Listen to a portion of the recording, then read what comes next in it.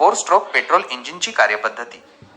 Four stroke petrol engine हे 4 टप्प्यांमध्ये कार्य करते. हे 4 टप्पे इंजिनच्या पिस्टनच्या 2 पूर्ण फेऱ्यांमध्ये क्रँकशाफ्टच्या 2 फेऱ्या पूर्ण होतात. प्रत्येक टप्प्यात विशिष्ट क्रिया घडतात, ज्यामुळे इंधनाला ऊर्जेत रूपांतरित केले जाते. Suction stroke. सक्शन स्ट्रोक या टप्प्यात पिस्टनवरच्या डेड सेंटर TDC पासून खालच्या डेड सेंटर BDC पर्यंत खाली जातो. यावेळी इनलेट व्हॉल्व उघडतो आणि बाहेरील हवा आणि पेट्रोलचे मिश्रण सिलेंडरमध्ये प्रवेश करते. एक्झॉस्ट व्हॉल्व बंद असतो. 2. Compression stroke. कम्प्रेशन स्ट्रोक या टप्प्यात पिस्टन खालच्या डेड सेंटर BDC पासून पुन्हा वरच्या डेड सेंटर TDC पर्यंत वर येतो. इनलेट आणि एक्झॉस्ट दोन्ही व्हॉल्व बंद असतात. पिस्टनवर येत असल्यामुळे सिलेंडरमधील हवा आणि पेट्रोलचे मिश्रण दाबले जाते, ज्यामुळे त्याचा दाब आणि तापमान वाढते. 3. Power stroke. पॉवर स्ट्रोक या टप्प्यात पिस्टनवरच्या डेड सेंटर TDC वर पोहोचल्यानंतर स्पार्क प्लग एक ठिणगी तयार करतो.